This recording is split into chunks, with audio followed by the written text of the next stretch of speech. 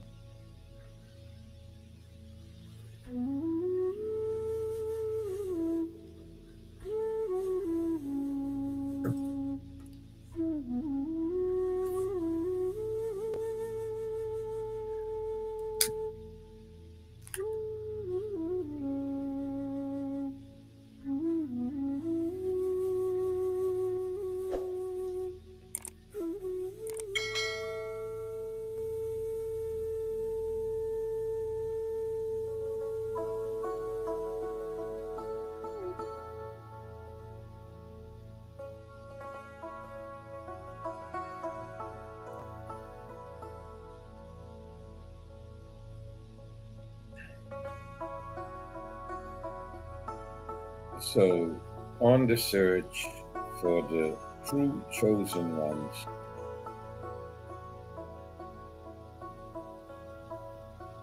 and they're following, because that is most likely what's happening, that you also get a lot of the following. Because if you follow mindful things, yes, you follow the lead of your positive intentions,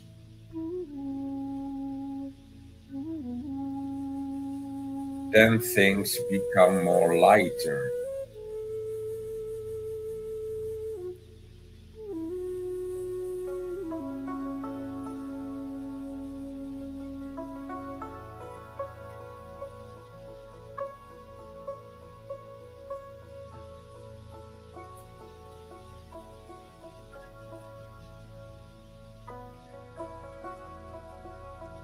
So you wake up and have your morning routine.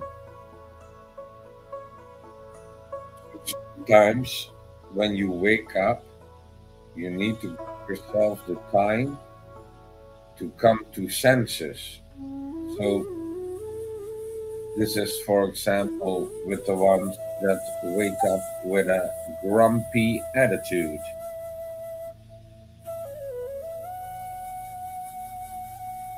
So sometimes your waking up is nothing more than silence and you just gaining your senses like, okay, I'm out of my sleep,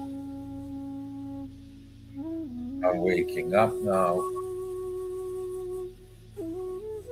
and I need my cup of coffee.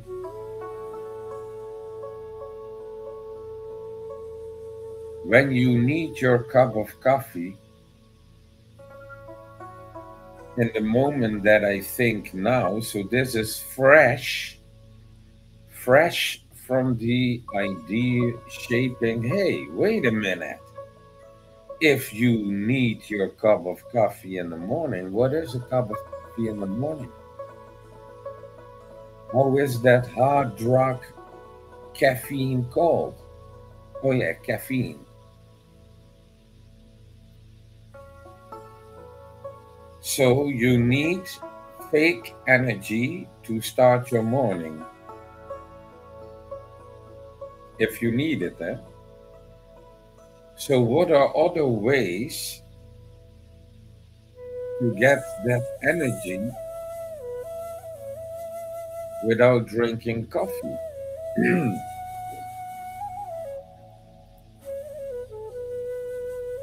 So, of course, I'm drinking my cup of coffee, wondering, is this the first thing that I do? Because of its energy.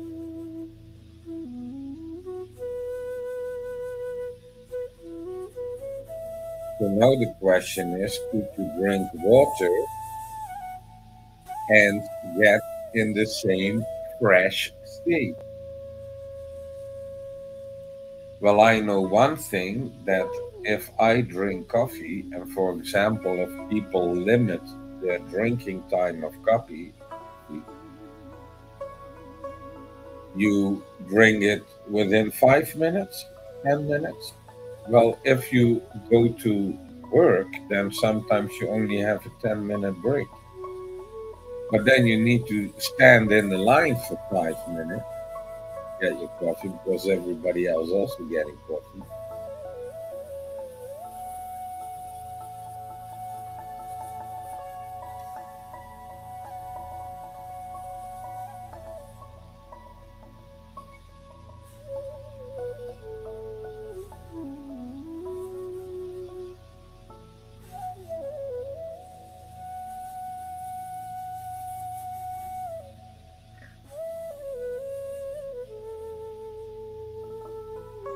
So I take the time to think about, okay, your daily routine. Can we change in the daily routine to become more true to ourselves, to find our energy? And often the waking up energy is what you take from your sleep. So the moment before you go to sleep, you can do things that you wake up with that energy. For example, pray that you may sleep in peace and that you may wake up in joy.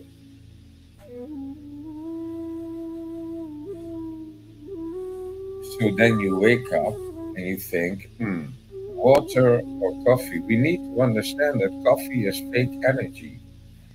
It's energy that's not yours, but caffeine is doing something else also. It amplifies the speed of your brain. So when my mind is racing, for example, like I was talking to you about before,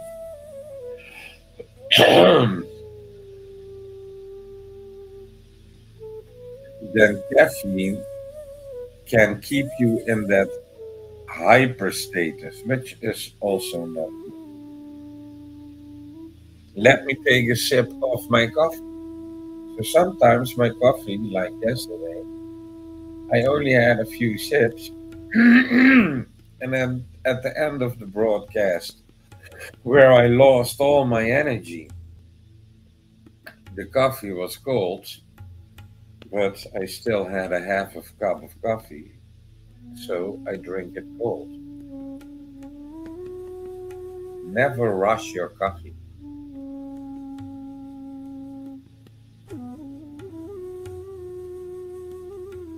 Same thing is with tea.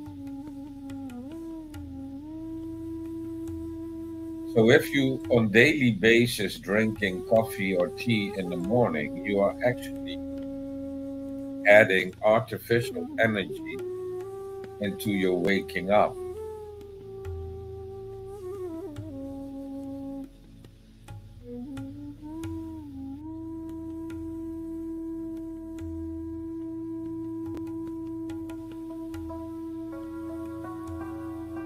The same thing is with a lot of sugar and the sugar rush.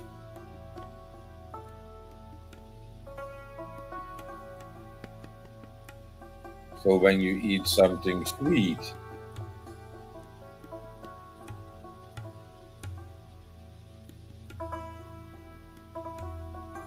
like choco paste on a sandwich and coffee to start your day, so it has a physical orientation in your waking up, and the brainwashed tradition of breakfast But if I wake up and I sit on the end of the bed, so please don't stand up. No, when you wake up, first stay sitting on your bed and take a couple of breaths. So first wake up with your mind, with your spirit to control your body. You can do your morning prayer.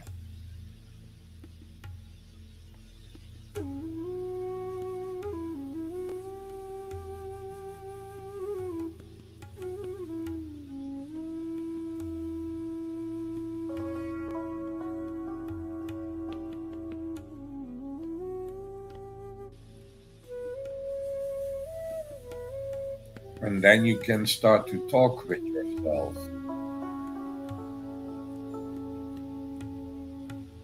So you wake up, you open your eyes, you take a couple of breathers because at first breathing there's a lot of oxygen giving energy.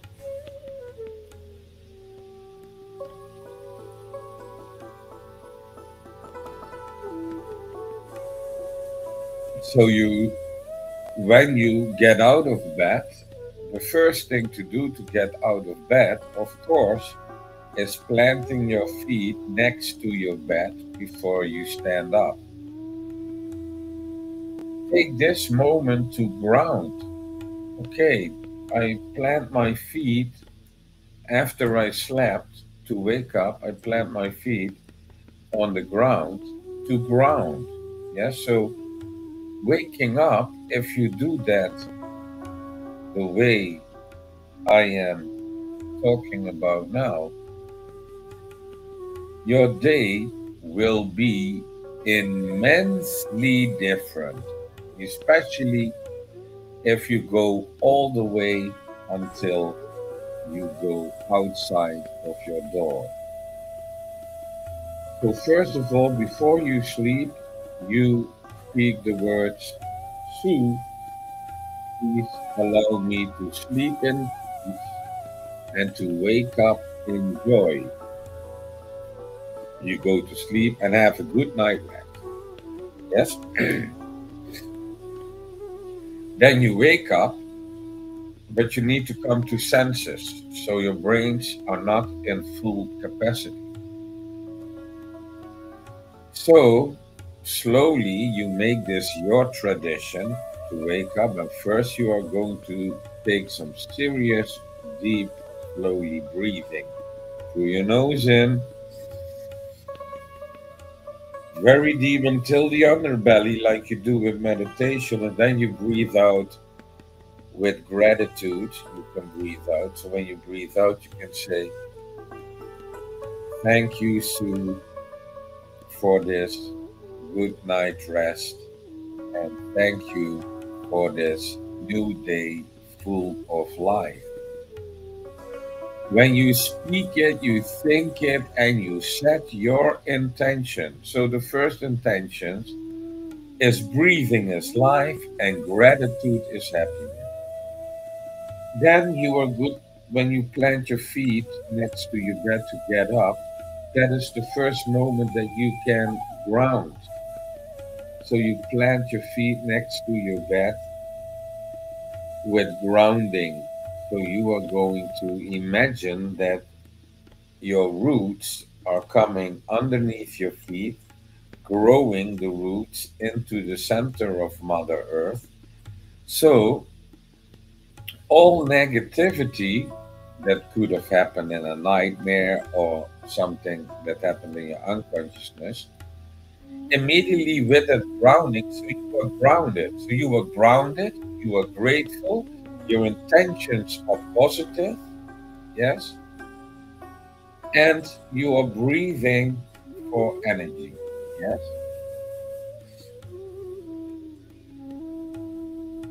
And then you can test yourself and you start this morning with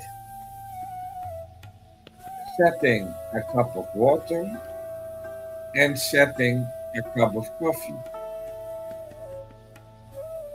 And then you need to think as the water as a pure, clear solution. And the cup of coffee is water with artificial things added to it so it becomes coffee, which can be beneficial. And I do not try to make you have a coffee free breakfast. No, I do want you to become aware about what you are doing in the smallest things, in the details. So when we understand the details of what am I drinking is the question. What am I going to eat? You know, when I wake up, I actually only need to do one thing, and that is breathing. Then I ground, so I balance out my energies. So I find my balance in the morning with gratitude, and I gave myself the option, what am I going to drink? A cup of water or a cup of coffee? To provide yourself that choice is making you aware of what you need, and then listen to your body. What do you need? If you are already stressed, if you are already hyper, then my advice would be pick the water and skip the coffee so that the brains that are overloading are coming in a easier to take speed, pace. Because that hyper is doing what? The stress is doing what? It increases your heart rate. So your heart is going to, from boom, boom, boom, boom, boom, boom, which is normal at ease. But now I'm stressed. Boom, ba boom, boom, ba boom, boom, ba boom, boom, ba boom, boom, ba boom, boom, ba boom, ba boom, ba boom, ba boom, ba boom. Yes, you understand that the second heart rate is damaging your heart by going so fast. It's over-tensioning your heart muscle. So you never should stay in a state of mind of fear. I'm afraid. Oh, panic. Yeah. You should not be in a state, and nobody should bring you in a state of anger. And that's how I select my news. Nobody should make somebody else in a state of anger. So I don't watch the news anymore because they trigger you so you can get angry about things. You can get sad about things. And what's that doing to your heart? I am a 100%. Well, give it a political name. So what I'm saying now is an example. It's not what I really am, because I am nothing from the political spectrum. Because the political spectrum is one big lie. It are liars on stage that people listen to. I don't do that. So if somebody says to me, who is a fanatic Republican and he is pro-Trump, that does not affect me.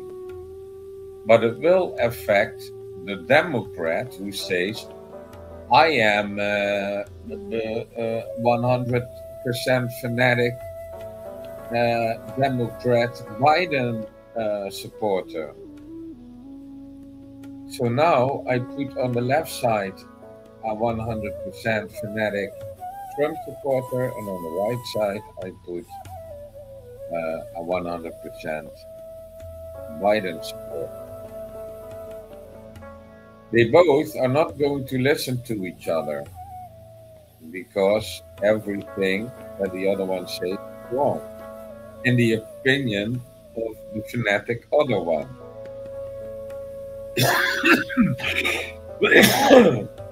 And this is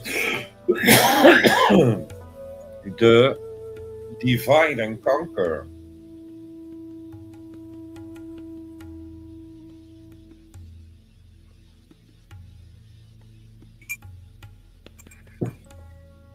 So you cannot wait. I'm going too quickly. In that little sip, my mind was already racing from left to right and ending up completely somewhere else. So then people are going to say, yeah, Frankie, you are jumping from the twig on the branch, yeah, from the hack on the tack, van de hak op het tak.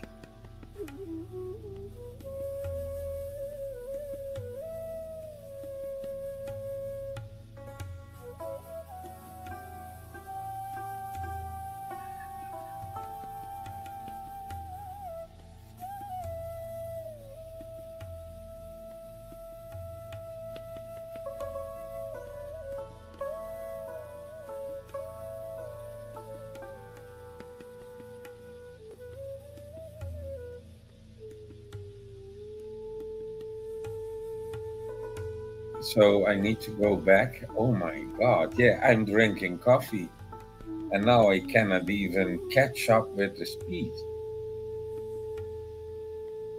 Well, I can catch up with it. It's happening to my brain.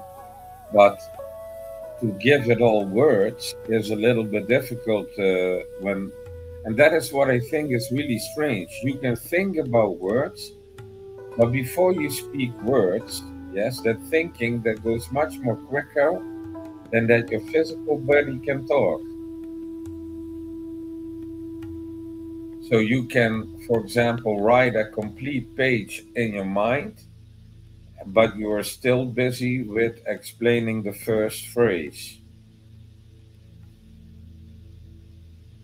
So we have, but the thing is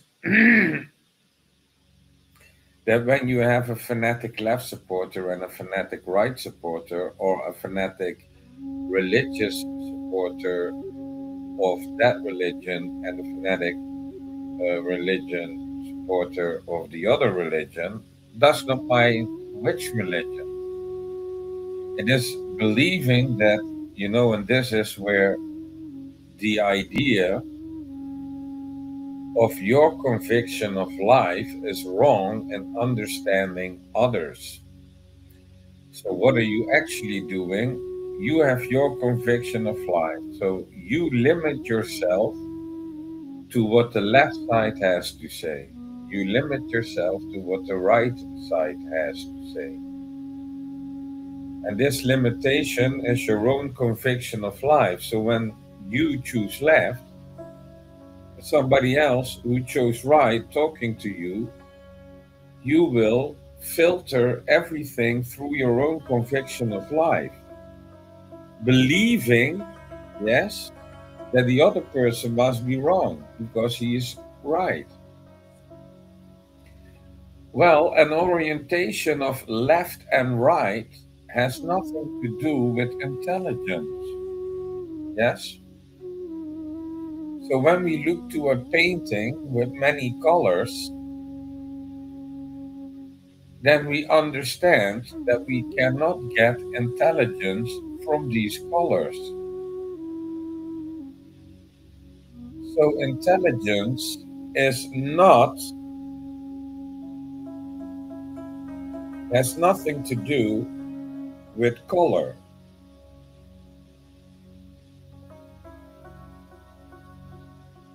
Yeah, it's something, eh? So the amount of melanin that you have has nothing to do with the amount of intelligence that you have. And the amount of intelligence that you have is also not completely the amount of awareness that you have. I must say that with the growing of awareness or the growing of intelligence, they grow a little bit simultaneously. So when you are becoming more intelligent in the knowing, the more you know, the more you become aware of. That's true. But someone who is, if you look to the IQ, so someone with a lower IQ can be as much aware as somebody with a higher IQ. But that does not mean that they are on the same IQ intelligence level.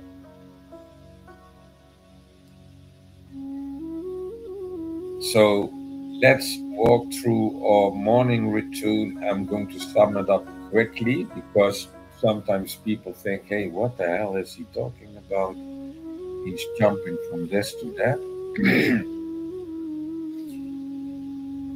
So your morning ritual could exist in that you first have a couple of breathers, you plant your feet next to your bed, and you take a moment to ground and let roots grow till the center of Mother Earth.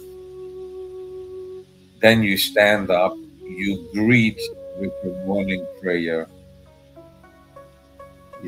Might kneel. I do not know how you do it. If you are going to kneel like a Japanese guy, or maybe you do it like a Roman Catholic one, or that does not matter, like who you identify with. It does matter, do you do that to set your intentions, or are you not doing that? So, to set the intentions to let your hands be the grappling hands, the source that you believe in, that's what's the most important. And then you are going to think, okay, now I'm going to put a cup of water and I'm going to put a cup of coffee, but I'm asking my body. So this is awareness to create more awareness. So you are doing it aware. What am I doing? I'm filling a cup with water. That's what I'm doing. Well, now I need to turn out the water cup full. What am I doing? Oh, click. I pour some coffee in this cup of coffee. Now I have two cups, one with water and one with hot coffee. Now I need to choose, but at least I'm starting to be aware that the one cup is water and I only put one ingredient. So you really make it an awareness thing. You are going to do research about what you are doing. Yes? Because I know people that do not count the amount of spoons of sugar they add to the coffee. They're just like putting sugar in it. If it's a little bit more, that's not me. You know, they just talking to you and they keep spooning that cup of coffee. Yeah, I know you know one. You know that person. Oh, you can stick your spoon in the middle and it keeps standing. So much sugar.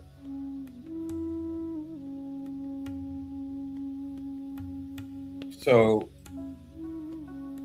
you have water and you have hot water. Now, what are you going to add? Well, I'm going to add coffee. Now you have a bitter tasting water. So you want to mild that down. So what are you going to add? Ingredient number 3. Because water was 1, coffee was 2, 3 is milk. I'm going to add some milk to get the rough edges of the bitterness away. But that's not enough. You are going to add ingredient number 4, which is sugar or a sweetener. I don't know what you put inside there. So, for all these ingredients, you can become grateful. So, when you fill your cup of coffee with awareness, you become aware that you can say, Sue, thank you for the water. Sue, thank you for the coffee. Sue, thank you for the milk. Sue, thank you for the sugar or sweetener. Thank you so much. But I also have a cup of water, Sue, and I do not need the cup of coffee. Now we have a problem with our test. Now we have a real problem. So I have my water and I have my coffee.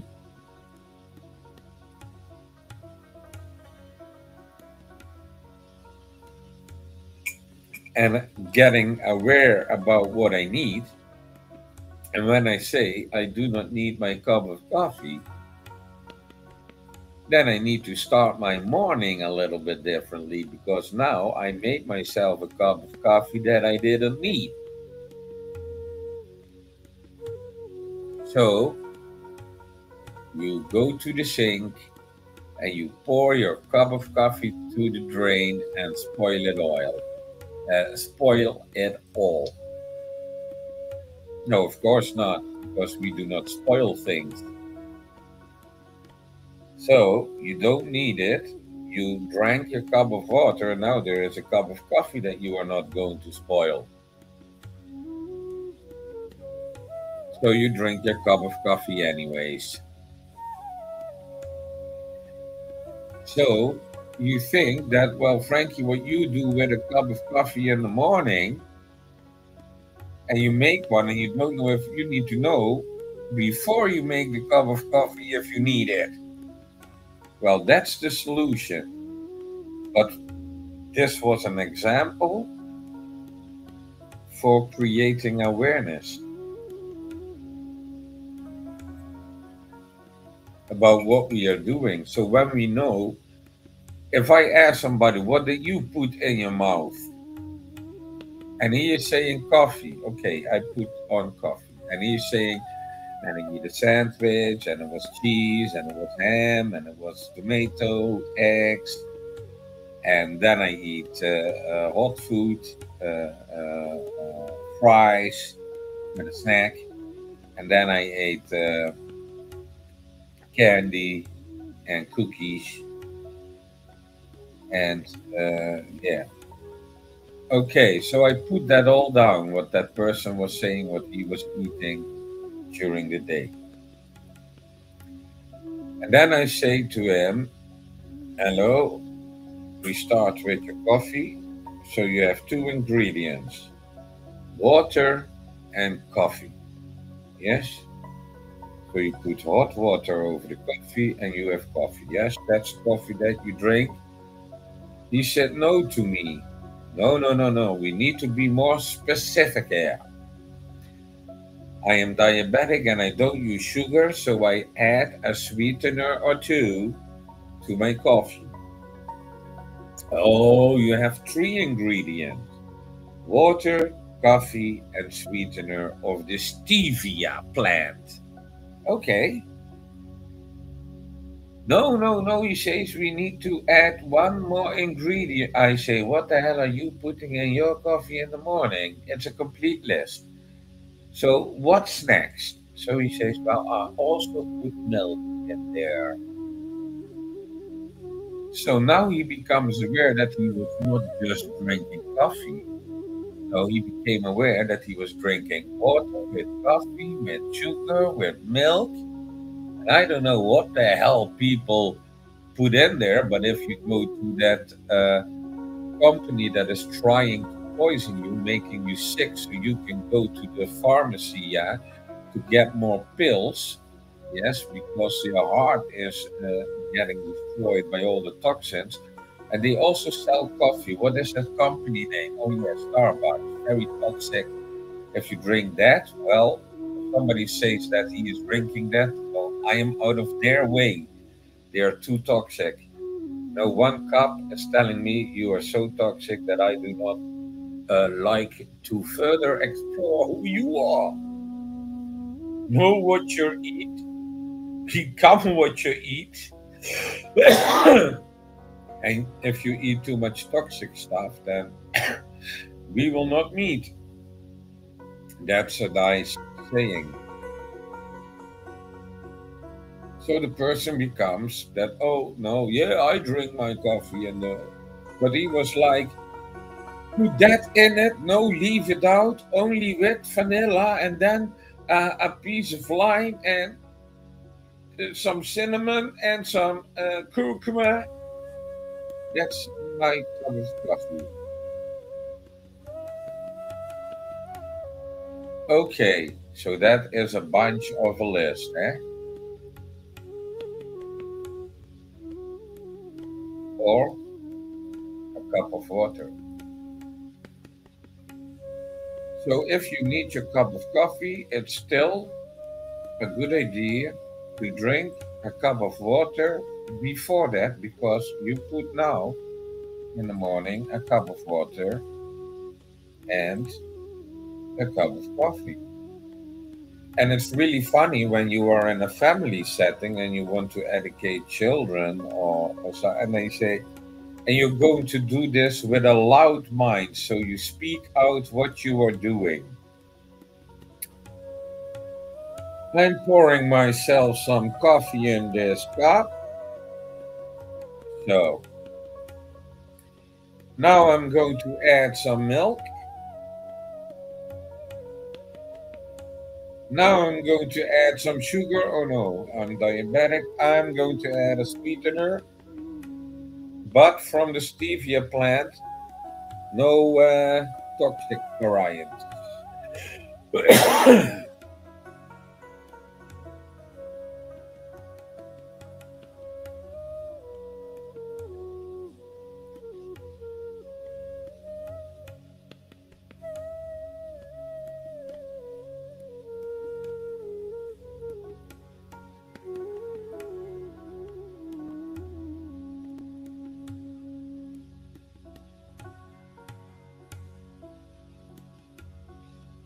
And if you want to go crazy with your coffee, you can say,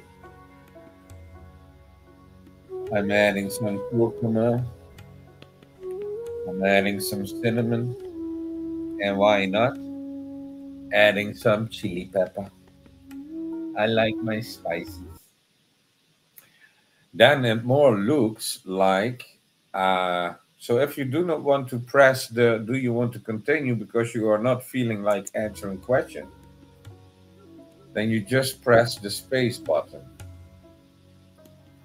and you get the sound, but you have that question in your screen. But in this thing, it does not really matter. But it's just to play a little bit with the options that you have.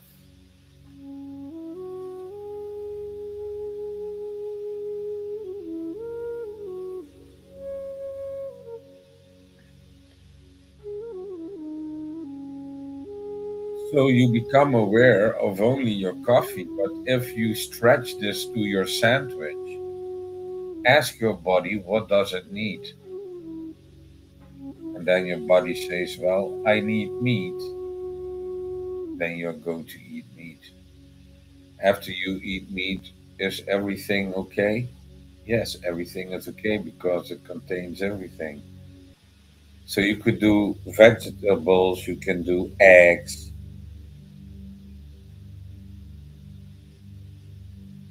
and it does not matter what you eat. It does matter if you are aware about what you eat. And if you ask a question, what do I need? You should respond to a feeling of hunger. And sometimes I did not experience the hunger feeling. and I'm not eating that much at the moment,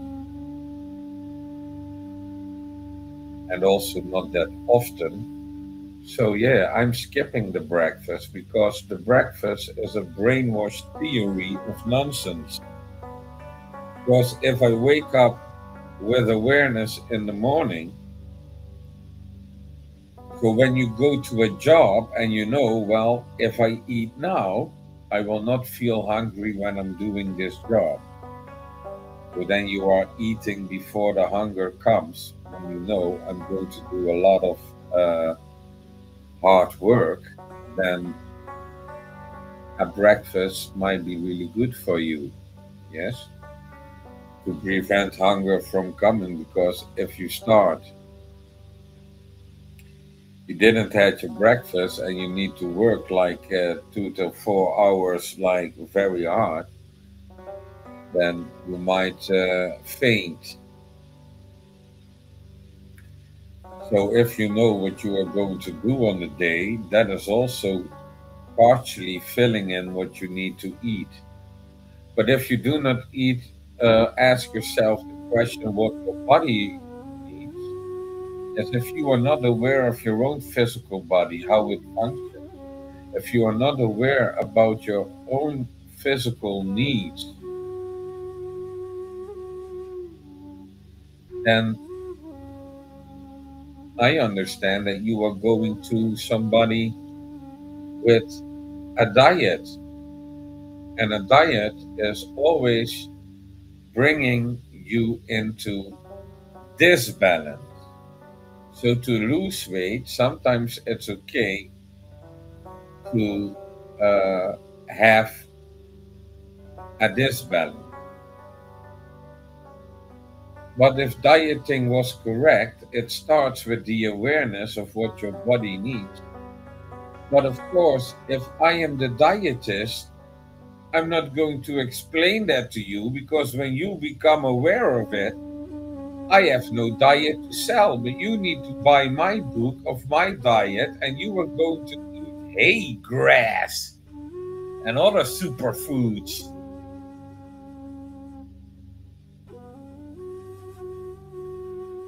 So become aware of yourself and what you are doing. And now I'm only discussing a cup of coffee, 45 minutes. How aware you can drink a cup of coffee or choose not to. So ask yourself, okay, now I drank that cup of coffee. What is that going to do with me? Well, three, two, one, push, coffee active.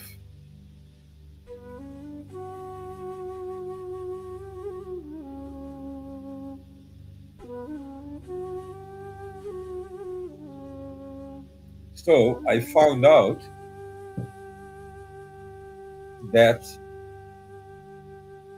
I need 45 minutes to drink one cup of coffee.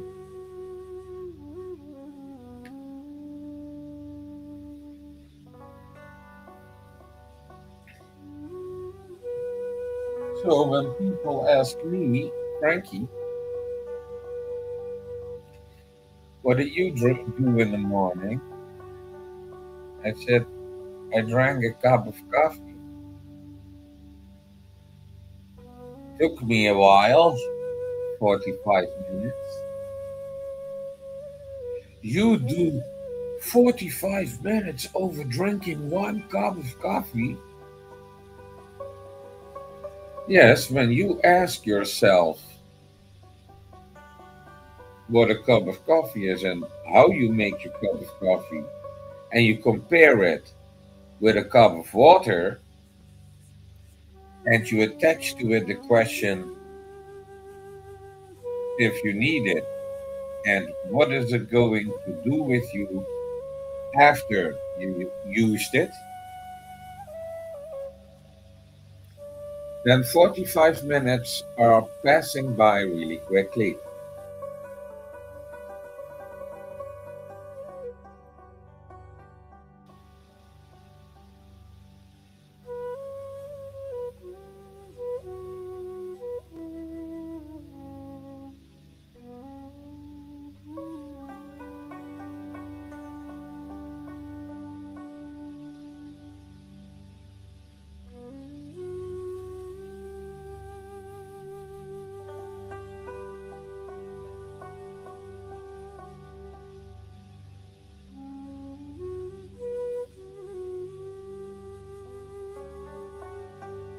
So you woke up, you made your choice between a cup of water and a cup of coffee.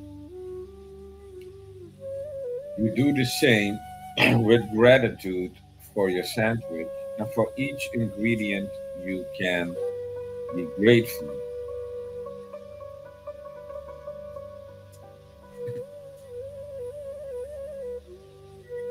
So, what are you going to eat in the morning?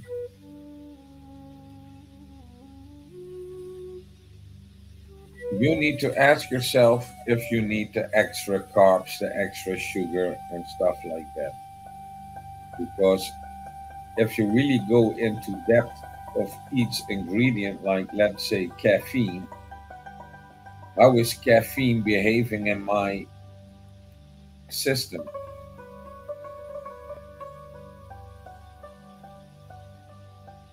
What does it do to my urine is actually also a question. So you can ask about one ingredient, the effect on your body.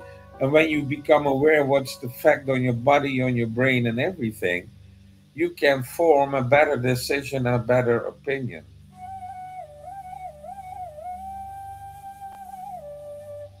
But it's important that you know what you do. And if it becomes a routine and I do it all the time, then why was it not that you did do it with awareness?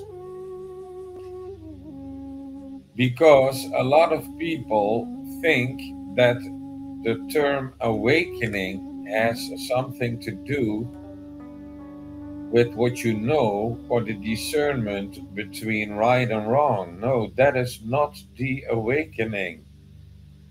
Just simply because you agree with political ideas and you think that mainstream media is lying to you, which they are, that makes you awake. No, that makes you less of a fool than the ones that believe everything they say. But it does not make you more awake. Because the awakening has to do everything with awareness to become more aware. But you are not aware about what you are doing. It goes like half sleepy head, making the sandwich, telling everybody to leave you alone and shut the fuck up because you need your coffee and your sandwich, and then you get in your car in a hurry in all these negative vibes on the people in front of you that you think are not too slow, or in a split second the light was green. Well, the person in front of you did not have his coffee, so his mind is a little bit slower processing the green light than your hyperactive brain that saw it in the first milli of the millisecond. And then you are immediately on the klaxon.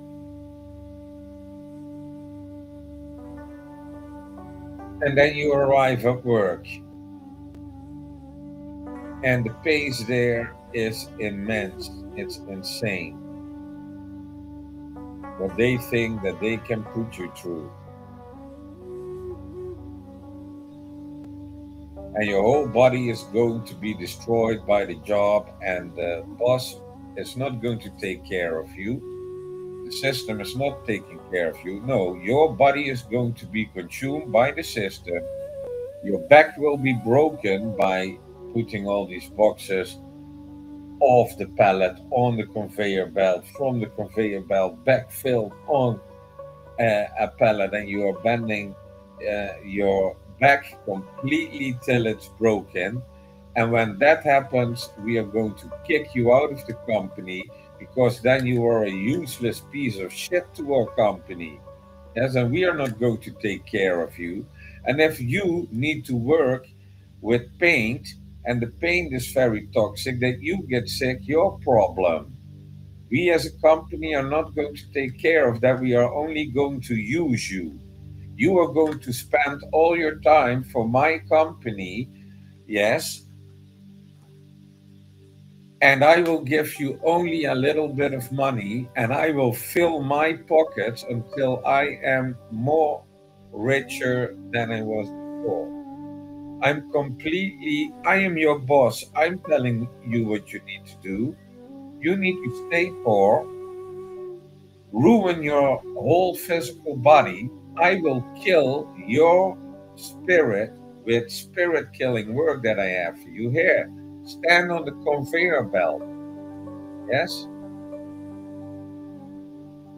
And we are working in shifts because I will not that you get more healthy. I want to disturb your biorhythm, yes, and completely consume you because I need slaves that make me more than filthy rich. Yes? So you can choose if you take your coffee in the morning or your cup of water in the morning. I'm only giving you a little bit back. You don't get my time. No, you spend all your time in my project, and I will not spend 1 second in ever existence of you. I will give you here a little bit, yes, and the other tyrant, because you need now not only one job, you need 2 jobs, 3 jobs. How many jobs do you need to ruin your body, to ruin your spirit, to be free? And these people, these slaves, they think that they are free. They think that they really did a good thing. While they could start their own project, become their own boss. And this is sadly the large corporations, the logistics. A lot of these companies have that mindset. They don't care about you. You are a number and you need to be destroyed physically, mentally, spiritually. And we are going to let you know that we don't care about what the job we push you through is doing to you. We are not going to take responsibility. If you want to work for a company with these mindsets, because they are psychopaths.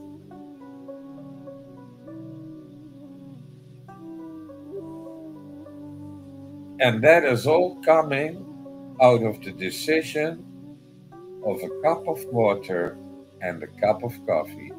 What are you going to drink? So you have many options. But if you are aware what you are doing, so what am I going to do? Give somebody 40 hours of my time and even more, because most likely it's around 60 hours and 80 hours when there is a lot of work. And I, as a boss, I'm filling my pockets and I'm getting richer and richer and richer. Because you do not decide in the morning if you need a cup of water or a cup of coffee. So when they systematically created a company that is working with, and that's why they work with agencies, because they have only one intention. Well, the normal guy, can do this work for so long and then he's broken, then we need another one. Yes? So you can work until you're mentally ill, sick, and broken, and then we are not going to take the responsibility and kick you out. And what's society going to do about it? But that you put yourself through all that has to do, first of all, you need to pick your companies wise. If the company is so large that you do not know your boss,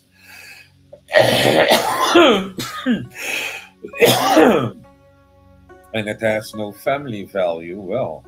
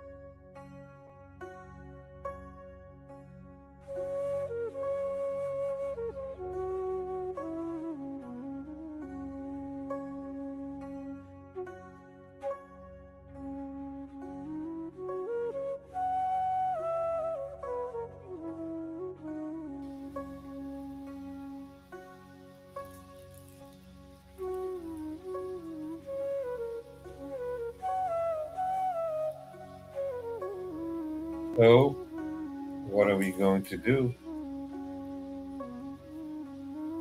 Are we starting something beyond slave behavior?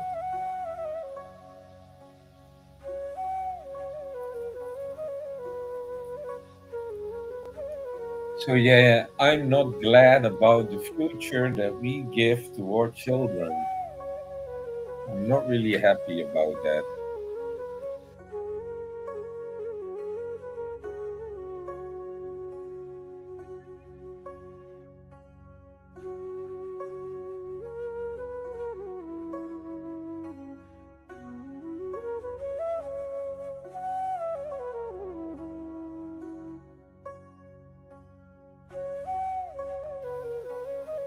So, when people are pushed into thinking like the system wants you, and they start that at school, where they ask you the question to children that cannot comprehend what they want to become. And I think, how dare you ask that question to a child,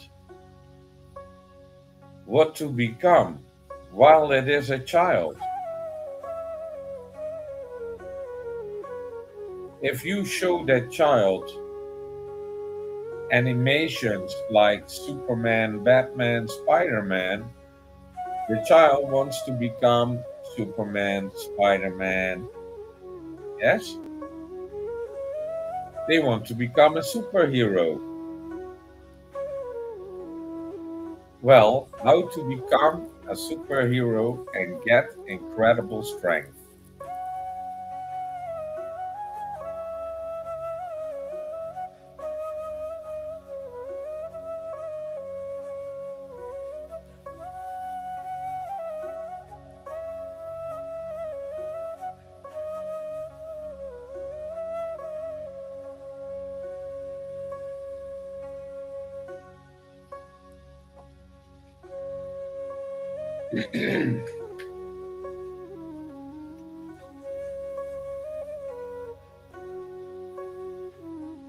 So, I'm going to say something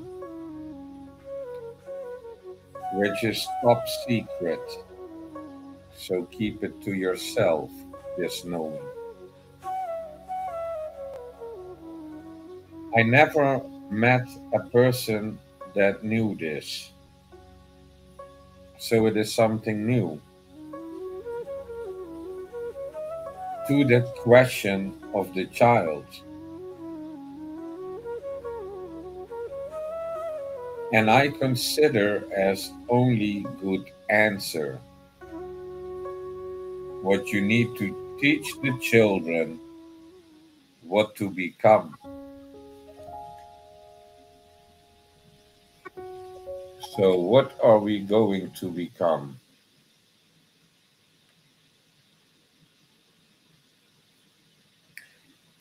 And then they are giving you jobs like it's always this, yes, and it's because it's brainwashed, it's imprinted in the brains of children since a young age. So, these things is also what you see on television. So, the superhero in a job is who?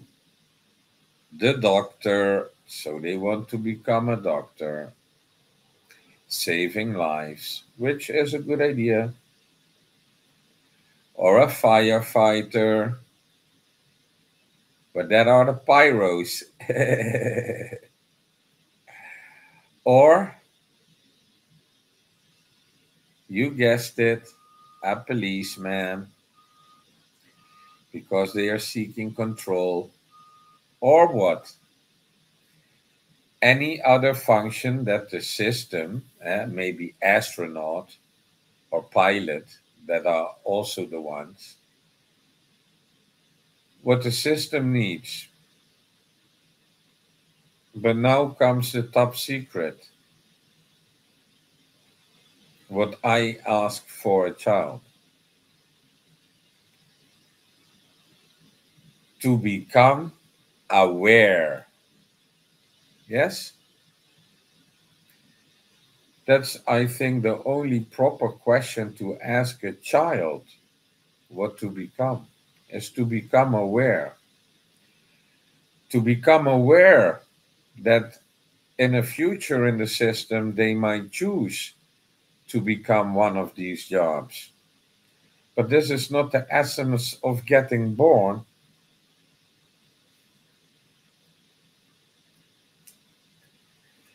So, we are going to discuss poverty.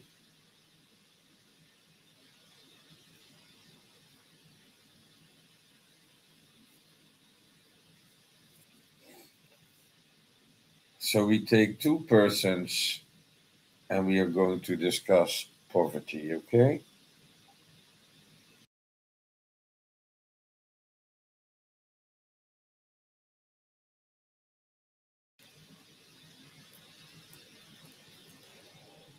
To be poor,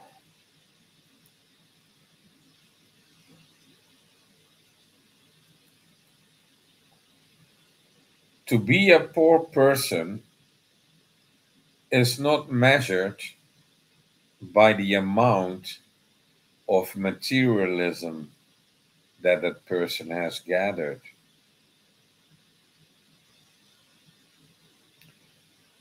This is also another top secret.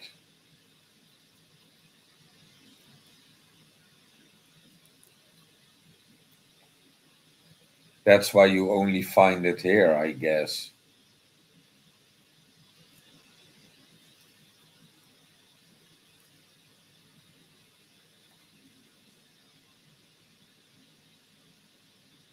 So now I forgot the thread, the trail of thought. Maybe that's how it hides, yeah? So I want to spill a top secret and then it's not coming to my mind what I wanted to say.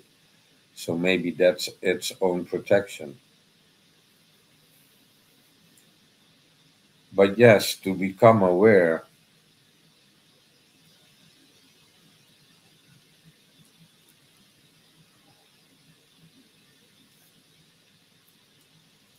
one moment, I'm going to see if I can catch my trail of thought.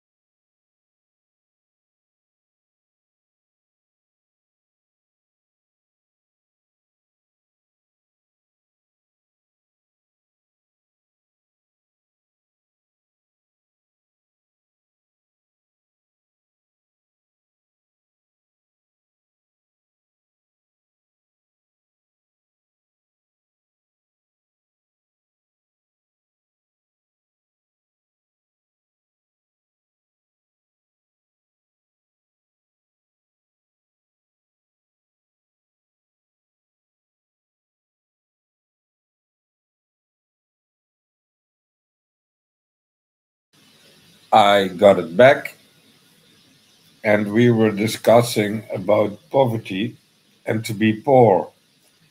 And we were discussing two persons.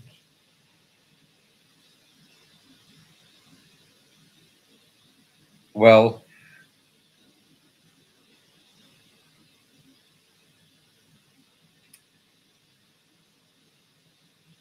poor. To be poor as a individual, as a person, has indeed nothing to do with the amount of materialism that you have. And this all has to do with a child if it becomes aware or not. So the system is hyping you. You need to buy, and throw away because you don't need it. That's what we learned from the cup of coffee in the beginning. You make a cup of water and a cup of water. You ask your body, what do you need? You do not need a cup of coffee. You drink the cup of water and you throw away the coffee. No, we are not going to spoil things. So people that are spoiling a lot of things, using or abusing resources actually, they are not enriching themselves. So I can have a lot of materialism, but that does not mean that that materialism is enriching myself. And probably materialism is not even able to enrich yourself. That's what I believe. I think materialism enriching yourself is an illusion because it are always humans that are enriching materialism. Yes? So you give a human a stone, it's not that that stone is going to enrich the human. No, the human will enrich the stone. And the stone becomes a house. And a house is more valuable than the stone. You understand me? So you add value to materialism. Materialism is not adding value to yourself. Yeah, so when somebody is poor, it starts with the first thing that they materialize. Yes?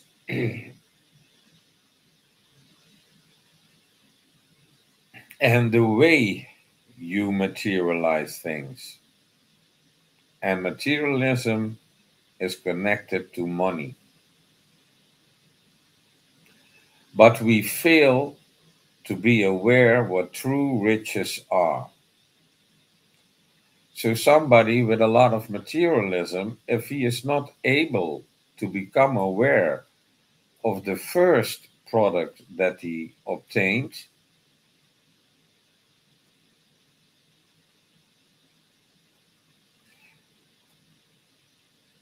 the second, the third, the fourth, the fifth, the millionth. Yes?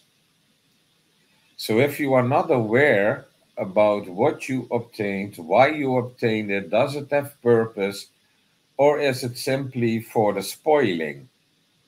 To show others that you have a lot of stuff, but every aware person will not see you as that stuff. So if people are only going by like, he has this and he has that and he has such and he has that, well, which value is he giving to his this and that? Is he going to make it more valuable or not? Because it's still materialism. Is it enriching his life or not? So, yes, there are not many, but there are tools that enrich yourself. And none of them you can buy at Toys R Us. So, we are distracting our children with toys where we can give them tools that do make sense and help them to grow in awareness.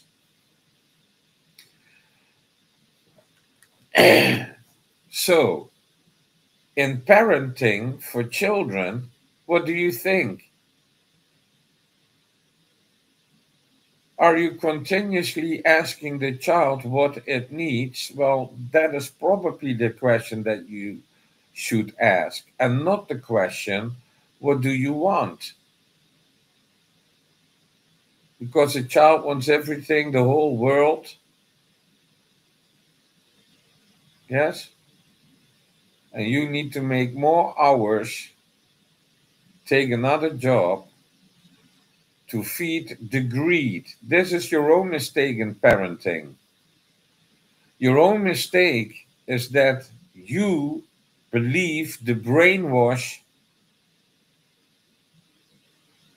presents that you need to give for the system on certain holidays. We need to buy. And then what are these products are going to do? Is it food? Is it clothes? No, what is the goal of this? It's a movie, it's music, it's all distraction from your true self. What is poor? You are really poor when you cannot express gratitude for the thing that you obtained. Yes?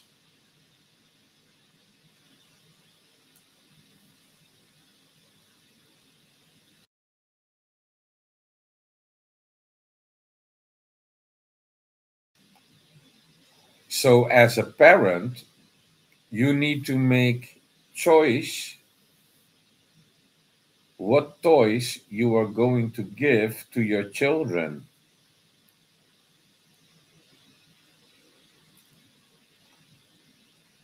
Stuffed animals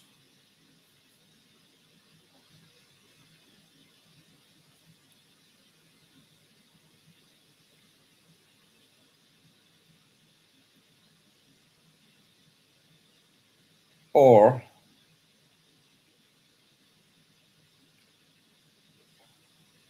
a play gun. So what are we doing with children? Learn how to aim and learn how to shoot as a child to kill other people. That is what we teach them. And you can buy that in Toys R Us. We are selling you toys here. Learn your child to kill someone. When it's summertime, we will make a pistol or a Uzi as a water gun. Yes? So shoot them with a super soaker.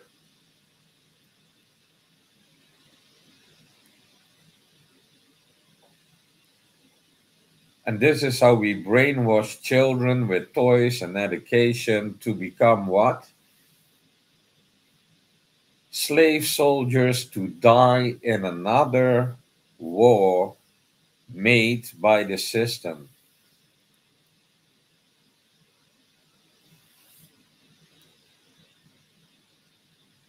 The ones that build the system, the ones that created the system, the ones that controlling the system should be part of your awareness. Who are they and are they any good to me? So, if you want to give your child a present, then don't go to Toys R Us. Choose for a tool that is able to enrich the child.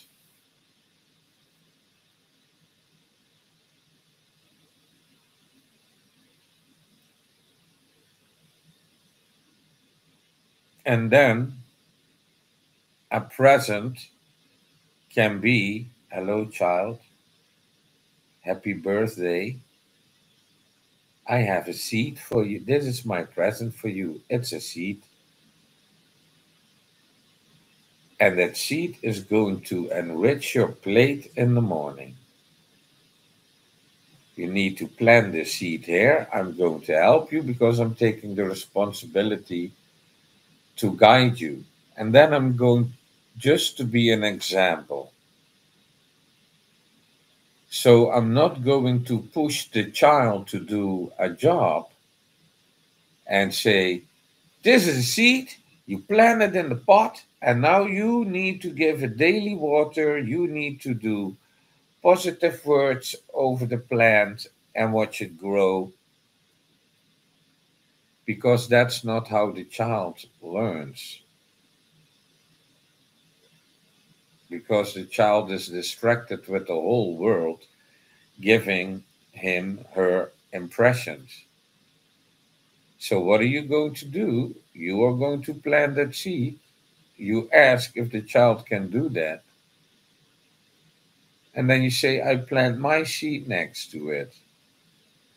So you have a plant of your own. So, needless to say, that the plant that's coming out of the seed is giving you fruits.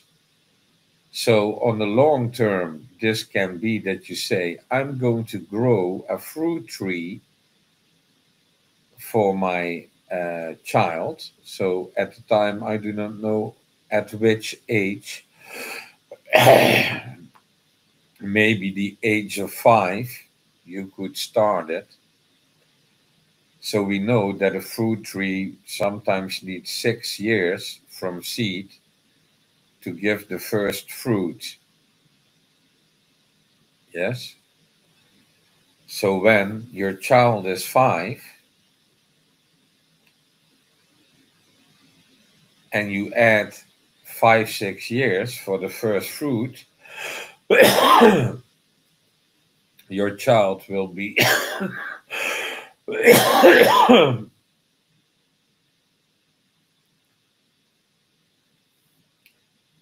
10, 11 years old. So the planting of the seed has a plan. And it does not mean that you need to say that to the child all the time. So the child became 11 years old, had some biology on school, and knows that you planted that seed as a birthday present, but you still had not the fruit of it. Well, 11 years old, going for the 12th birthday, I harvested the fruit of the tree, for example.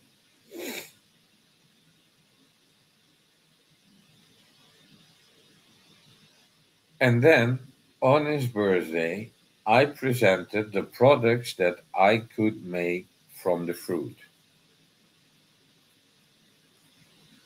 So let's say it's an apple tree. So I filled a basket with apples.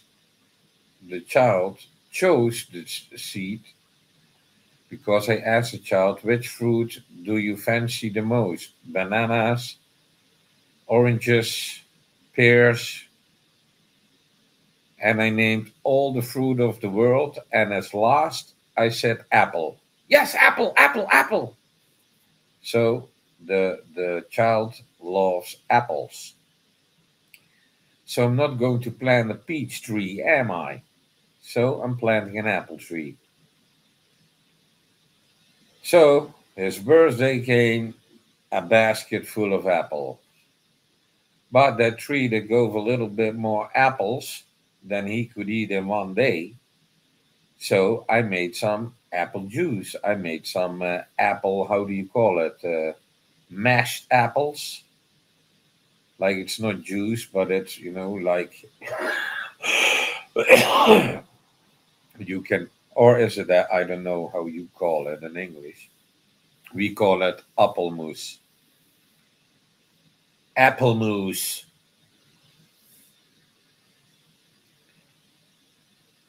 Anyways, you can make other products of it. You can make dry fruit of apples. So he had dry food candy, yes. And every morning he had an apple for taking to school or as part of the breakfast, yes. So, first of all, that apple is not treated with toxic pesticides, it's completely organic, biologically dynamic. Yes, there might be a worm in it or something, but no toxins. So let's say there's a worm in the apple and you're eating the apple and you bite like, ooh, this tastes a little bit different. This is not apple. This is worm, but that worm is not toxic at all. So just eat it. Then you have extra protein and stuff. Probably you needed it. That's why you are eating it.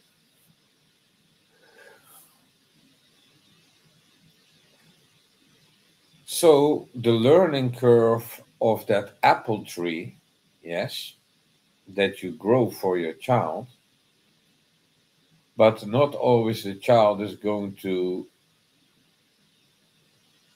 understand or be connected with your work with the apple tree. So you learn at the planting, you learn at the watering, and every day that the child is not watering the plant, you do it yourself. You are not going to push this child, but you are just going to do it because you chose to make it a learning thing for the child.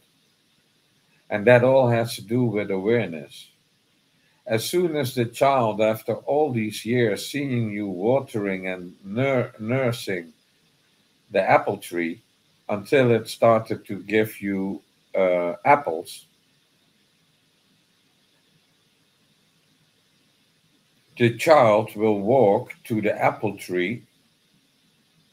And when a child is 11 years old, they can reach the apples. So, because they like it, it's a tree full of candy. So, what do you think that the child is doing in the morning? I'm first going to the apple tree, pick an apple, and quickly eat it where nobody is seeing it. So that apple tree can be a part of your education to the child, and you can use it for so much awareness. Like you can say, you can limit, for example, the apple use. Yes, because you have an apple addicted child that loves apples so much. So you can say, and you're not going to say it to your mother, to your child, but to the mother. You say to the mother, well, this year the fruit started to grow. For next year, we are going to limit. We are not going to use the apples for consumption. We are going to store them, to use them to make longer available products with a longer expiry date. So we are going to dry some. We are going to turn them into apple juice and apple mousse and other Apple products like Apple Candy Bar. And that is, when you do stuff to the apple, you might add some. Well, it's not necessary. You're not going to add anything actually. And then you can make these candy stripes of apple. So then the child thinks, oh my God, there will be no apple for me because they are going to use all the apple in the production system of other apple things. Yes? So this is just to see how the conditionings of the child are working, and then you can ask questions about awareness. Do you need the apple? Yes, I need the apple. And how much do you want the apple? That is even bigger than the need for the apple. So you can have a lot of different talks about awareness from that seed. But you already know that a child is a child and it will not comprehend that. So to explain certain things, they need to reach a certain age. So on 11 years old, they are old enough to harvest apples. They will disappear like it's nothing when the child is walking around in the garden, seeing the apple tree having a ripe apple. Then that ripe apple is telling the child, eat me, eat me, eat me. And the child, of course, is going to eat that apple. So on 11 years old, the child is harvesting his own apples. Now the child came to know, well, I cannot eat the apples because father is going to use them in a process. So there will no fresh apples anymore. But you made that limitation to see if the child is going to resist himself of his wanting behavior and more relating to if he needs it. So he thinks, well, I like an apple, but I don't need it. My father is using it for this, so I will not eat the apple. So that is how you become aware about the relationship and the thoughts of the awareness of the child. So you do not need to explain everything to the child, but you do it to the mother, and the child is observing what you were telling to the mother. And then the mother is saying, yeah, but if he wants one apple, then can he have one fresh apple when he wants it? No, we are going to use them all for this process. I counted out. I need all the apples. Yeah, says the mother, but if he eats one apple, one fresh apple, then? No, no, no. We cannot do that. So these are the talks you are having with the mother.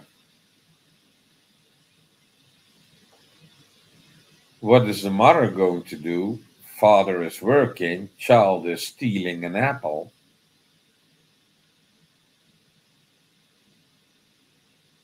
You know what your father said. We need these apples for this.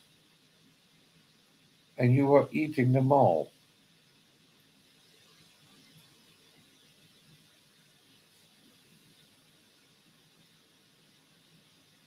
And now I am a little worried.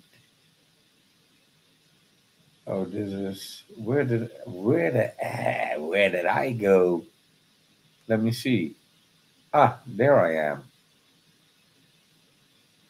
So I think you heard my voice, but I could not say, or else I'm talking a lot and nobody was able to hear me. Anyways, it's really strange what happened actually.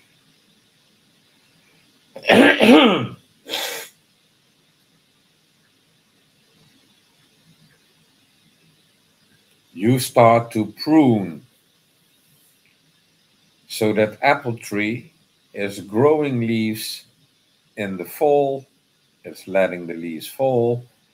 And these are all seasonal things that you can discuss with your child. Look, it's creating leaves. Look, it's creating fruit, flowers. Look, the bees coming. It's creating fruit. And you can teach them this process of what's happening. So many times you can walk with your child to the apple tree to explain something about nature. Look now, fall coming. The leaves are falling. Hey, child, what is wrong with the plant? The leaves are falling. Is it dying? I don't know. Should it supposed to happen? And the child will find an answer because they go to school. Well, apple trees will let their leaves fall every time in fall and grow new leaves in spring. So the planet's not dying, no. plant is not dying. So the child is going to the next education, finished the school till 12 years old, and then can choose either if it's going to do gymnasium, higher education, middle education, or lower education as a next step in career, which also means that they become an adolescent and later on a young adult. So responsibilities can grow with that. So you are not going to fight about the apple tree or the stuff that the child is helping with pruning or growing and nursing the apple tree. No, because the apple tree is only there for you. You planted that seed for awareness if the child becomes aware that the plants need water. But that is none of your concern. Your concern is that you take care of the apple tree and use it to spread awareness to the child. Yes, the child is an adolescent. Will it do? An adolescent, oh damn, the child is producing testosterone and thinks that he needs to chase women. Oh my lord, let it happen because that was not your aim, your goal. That is the experience of every child. So, what are you going to do? The child becomes 18 and you teach it everything about the tree every season. You teach how to prune so the child knows that. And every time when the apple tree is giving fruit, the child is eating from it. But the biggest lessons are in the future of this awareness. Because that apple tree is planted with the idea that when the child is leaving the house, so I'm 18 years old, I'm a young adult, and I think I should leave the house. I want to live on my own. Okay, where are you going to live on your own? Oh, I'm living here. So you need to live somewhere where there is a garden, because in that garden, the first tree is your own apple tree that you gave the name Apply Bapply. Yeah, it was your name that you gave it, so I'm going to let your neighbors know. Well, is it okay if Apply Bapply can stand over there? They might change the name of the apple tree, but father is still calling it Apply Bapply. So the son found a woman that is going to break his heart in the future and has a house with a garden, and then you are going to plant the apple tree, which meaning that all the responsibilities, and that's what you can say, well, I took all the responsibilities in all these years, and I'm making you aware what were the needs of the plant to grow, how to prune it, how to condition it, how to give it the best apple life it could have. You've learned which products you can eat, and mother told you how to make an apple pie. So you know how to produce apples as well. You can make apple syrup. So- and now we are going to plant that apple tree in your garden. And this will bring a lot of responsibility to the child that is now at the age of 19 years old in his own house with his own girlfriend and his own apple tree. which might be the apple tree that he's going to talk about to his child. If not, making it a tradition and also giving the child the same question: which fruit do you like the most?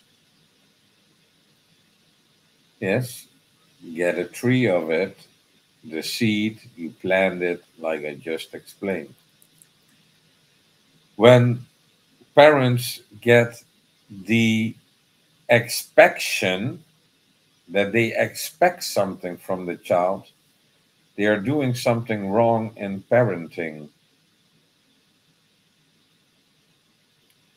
I hope you understand.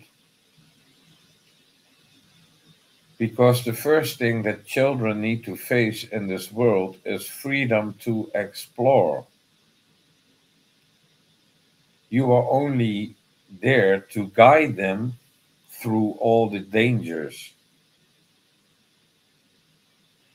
But you do not need to take control of the experiences of the child, like you are the next Adolf Hitler commanding you.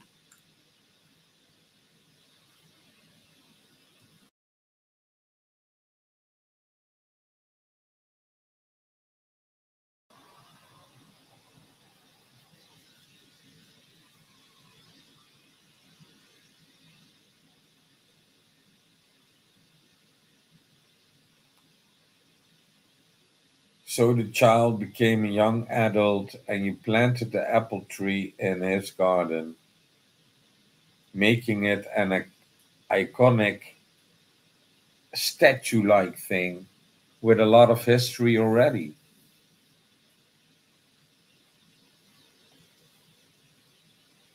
More than a decade, the apple tree survived, and you took care of it. And if the child shared taking care of it and taking the responsibility, you are only helping it when it's not taking the responsibility, and you are not going to make a point of it, but you are going to do it silently.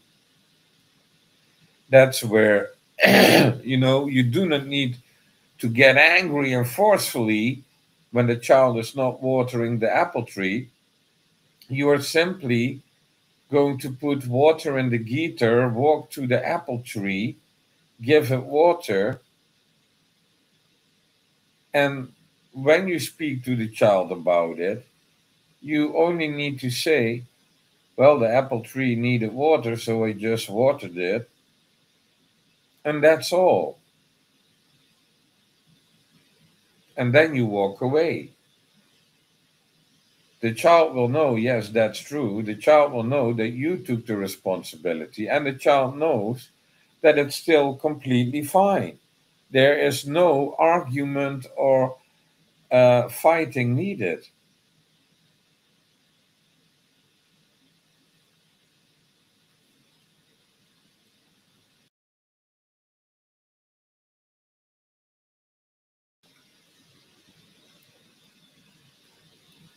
So it's completely fine when you plant the apple tree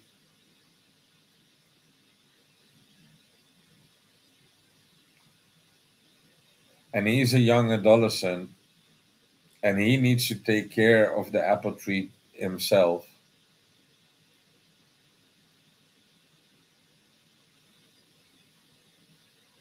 And when he still has the same, because a lot of jobs are not getting done simply by fighting. While it's not that difficult to give water to an apple tree, it's not difficult. The only difficult is if you want to fight about it and make it more difficult than it is and create a problem. So the lesson of the father is that when he's planting the tree in the garden of the son, it is leaving all the responsibility for that apple tree behind.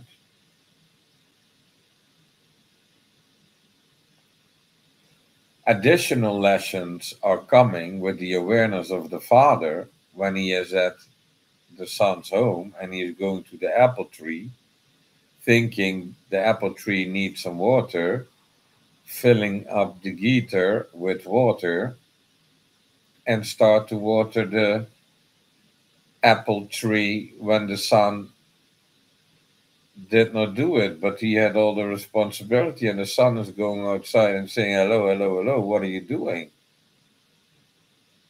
"Yeah, I'm watering the apple tree." "Yeah, but I have a schedule. Here, look, I was watering it over 3 hours. You're messing up my system." You don't know it. But what you will know is that when the apple tree dies, all that you teach with the apple tree did not survive.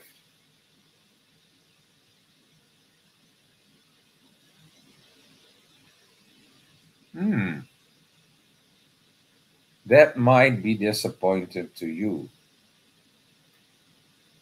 but it should not, because you are who you are, and the other person, even if it's your child, is a other person. It's not you. It's not representing you. It has no will to become you,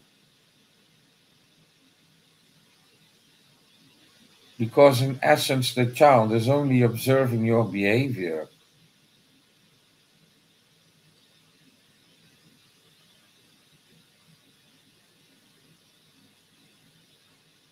So not every child is the same child.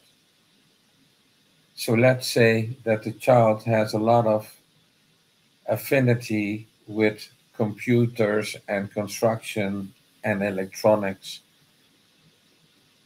and zero green fingers.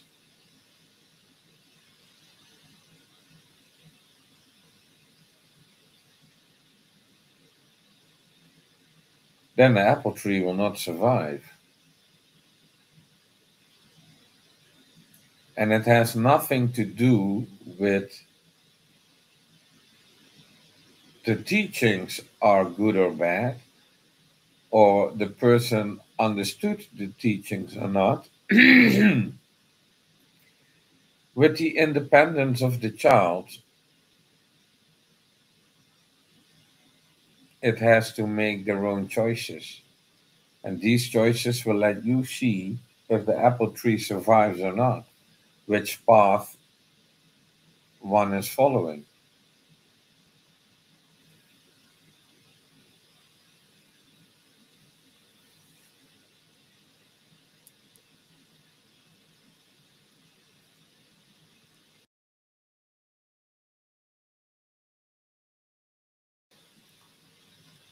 So let the child be a child, and you could do something with your apple tree. And imagine that if you planned it, but it might not work out like that, eh?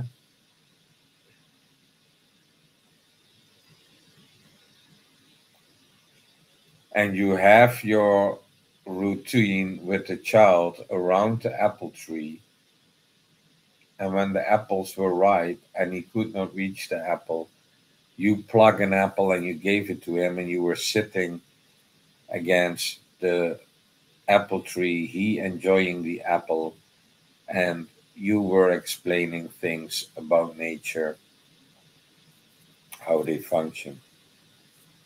And sometimes the child is watering the tree.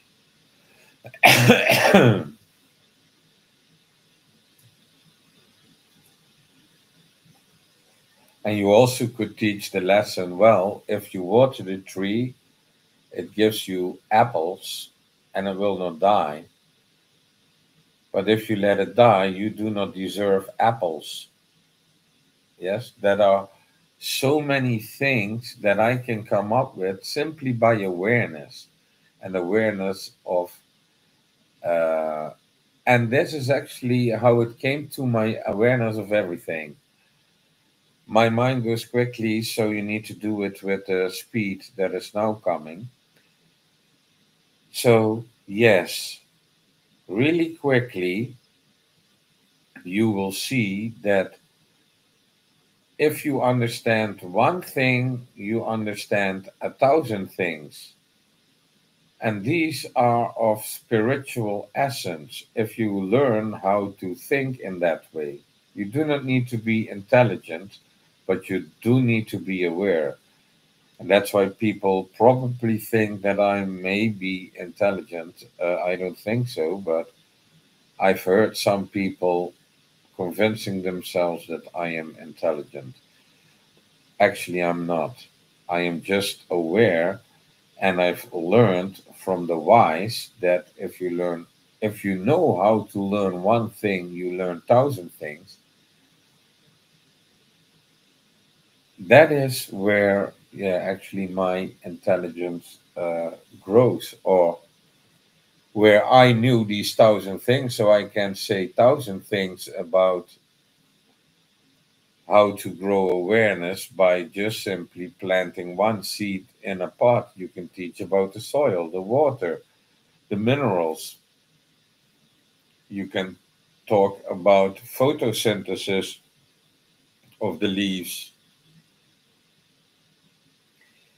You can talk about the fornication process between the bees and the flower. So, in many metaphors, you can use that apple tree to explain your child to become not only aware, but also to become an adult. So, when the child is not old enough, you are not going to talk about the bees and the flowers. Yes? You do that in a later stage. Yes? And uh, when they are 18, you could talk about something else, but I don't believe that is really necessary. Anyways, the tree is with the child has a responsibility, but still, father can choose if the plant needs water, and he can ask, is it okay if I water the apple tree?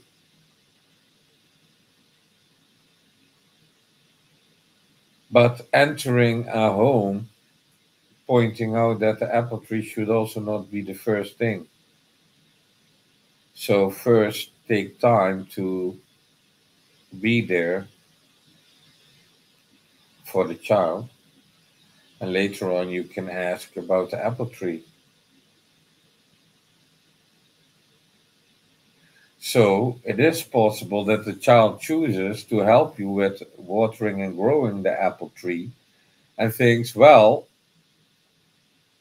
because you are limiting the harvest to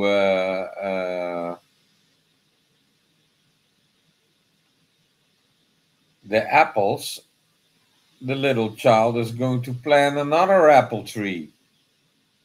Yes, it's also possible.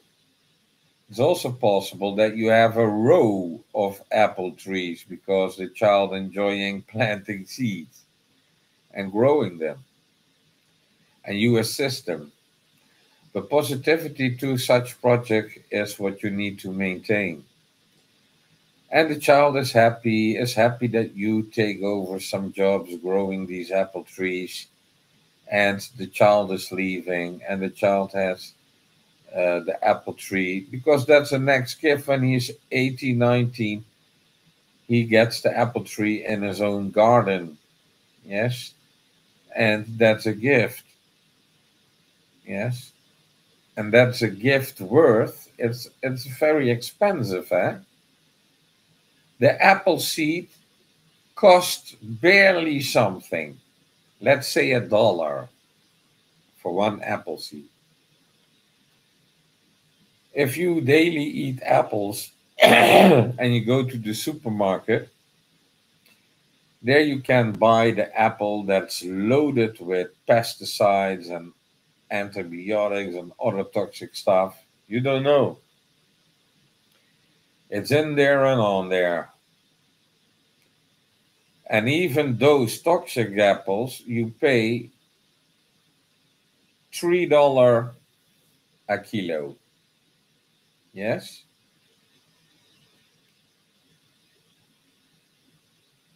So when the child is becoming like 25 years old, it might have been that of all the apples that he was buying and eating, but he did not need to buy and eat, but let's say he was counting the apples, he was counting the weight, and he was registering it. And if you need to buy that in the supermarket, which means, yeah, 52 weeks times 3 euros. Let me do the counting. Let me do the counting.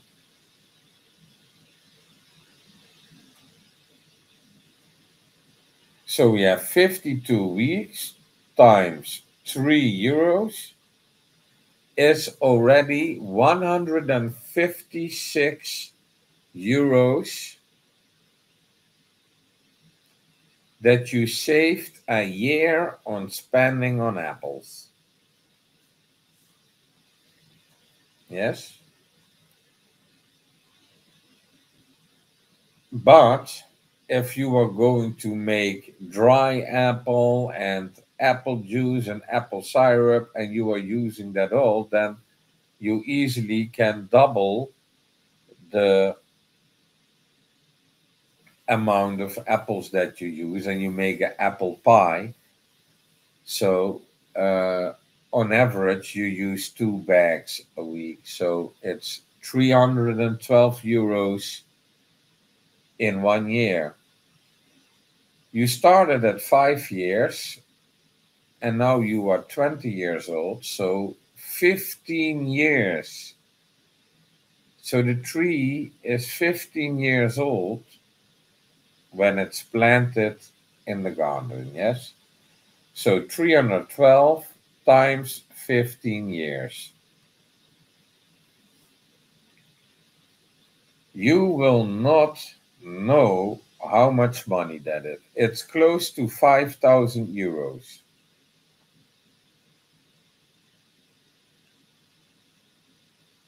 So you can say you are 20 now. When you are 35, you have saved 5,000 euros because you need to know that the apples were only that value. But if you make apple pie, dry apple, yes, and all that type of stuff, you increase the value of the apple, you know that, eh?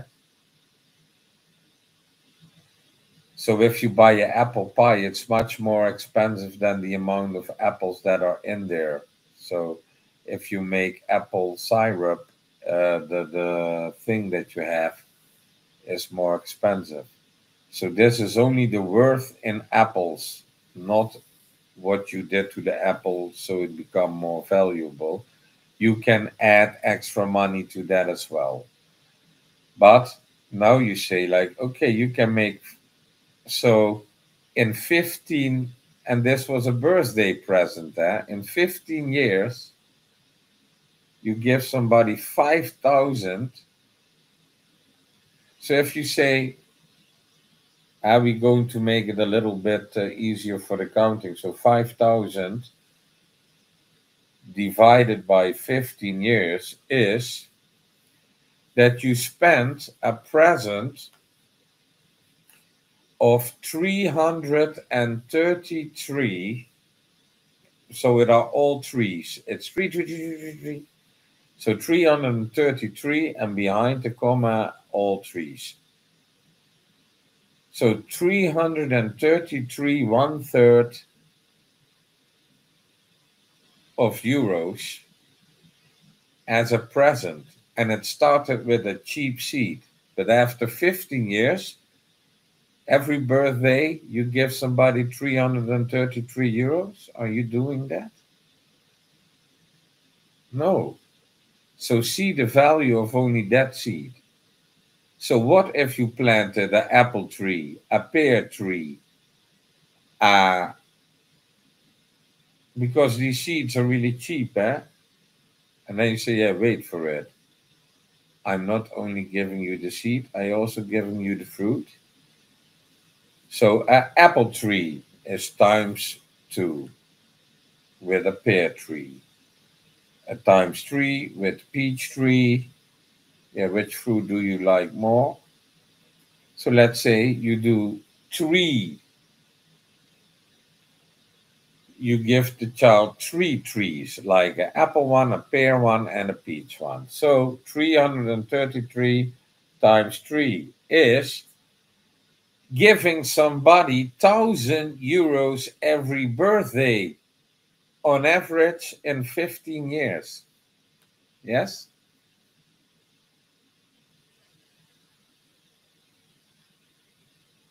I think I'm going to make a thing out of it. I think that I'm going to give people uh, a lot of stuff to think about. You know, I give them, I missed your birthday here. This is my present. Put it in the soil, water it, and within 15 years, I am giving you 333, one third uh, euros each birthday. It's true. And that is only, so I need to say this, when the apple tree is big, so in the younger years, it's not that big, so it will not have that many apples because it did not grow that wide yet. But you know, after 5 years of setting fruit, the apple tree with pruning becomes full, and it increases in the amount of apples that it's producing. So, how many kilogram apple tree is giving you? That is what you also need to count, because you are not able to eat all apples at once, but to fill 52 weeks is quite a thing, and I do not believe you can reach that with one harvest of one tree. But that is, you need to do the calculation. So the calculations are not that accurate, eh? No, it's an assumption, because sometimes you get a lesson. You had fruit the last years, but this year, oh my God, the caterpillars completely erase your apple tree from every leaf. Zero fruit, you have no apples. That is a possibility. Or you have the blossom. Oh yeah, my fruit tree is blossoming. And then Mother Nature sent frost and all the blossom got frosted. No apples growing on the tree this year. So yeah, I did a long extended version talking about a cup of coffee and some apples. Nighty nighty, goki goki, and bye bye.